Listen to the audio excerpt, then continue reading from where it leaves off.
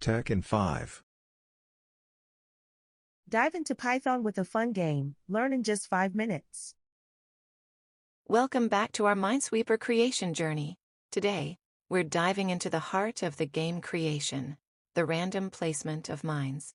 Let's explore how each hidden danger is strategically set, ensuring every game is a unique challenge. Are you ready to see how we make the Minesweeper grid come alive? Let's explore our first approach to placing mines, randomly selecting grid positions until every mines are set. The place mines randomly method operates with a while loop. This loop places each mine within mine positions, a set that keeps track of all current mine locations.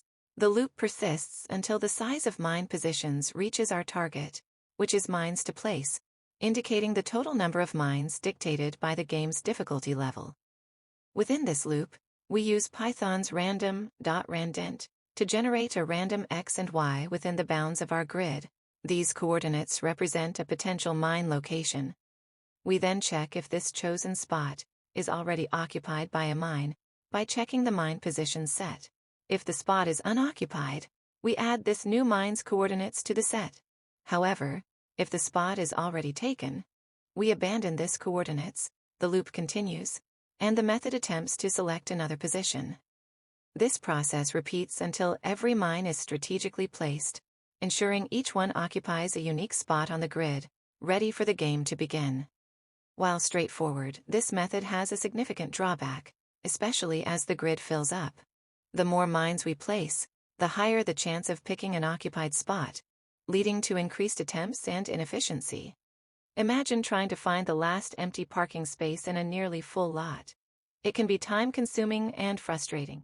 Similarly, as our Minesweeper grid fills up, this method becomes less practical. Therefore, we need a more efficient solution to keep our game running smoothly.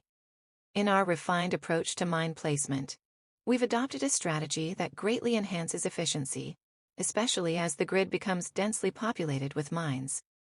First, we generate a comprehensive list named possible positions, representing every single spot on the grid as coordinate pairs. Then, using Python's random sample method, we randomly select a specified number of unique positions from this list, equal to the number of mines we need to place. This selection is direct and efficient, as it avoids the potential for repeated checks on already occupied spots. These chosen positions are then converted into the set mine positions. This method is a significant improvement over our initial approach, as it eliminates the inefficiency of repeatedly attempting to place mines in occupied locations. By selecting from a list of all possible positions, we ensure that each mine is placed in a unique spot in a single attempt, making the setup process for our Minesweeper game both swift and seamless. With our mines strategically placed across the grid, now let's bring them to life by rendering each one in detail. We first introduce the drawMine method within the GameState class. This method draws a mine as a circle with spikes, enhancing its visual distinctiveness. The mine center is precisely calculated to align with its grid position, ensuring it's perfectly centered within its cell. The mine's body is created using drawCircle, forming the base for its shape. To add spikes and give the mine its iconic look, we divide the circle's perimeter into equal parts by specifying a number of spikes, 8. For each spike, we calculate its angle to ensure even distribution around the mine. The endpoints of each spike, end X and end Y, are determined using trigonometric functions to extend from the circle's edge, creating a spiked outline with the drawLine method.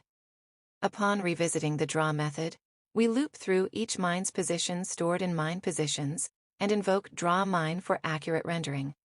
This methodological approach not only integrates the detailed drawing of mines into the game's graphical interface, but also ensures that the mines, now randomly placed, are vividly depicted on the grid. Players must navigate this minefield with precision and caution, adding depth and challenge to the Minesweeper experience. Now we conclude this chapter of our game development journey. Stay tuned for our next video, where we'll dive into calculating and displaying the hints on the rest of the grid, bringing us one step closer to completing our Minesweeper game.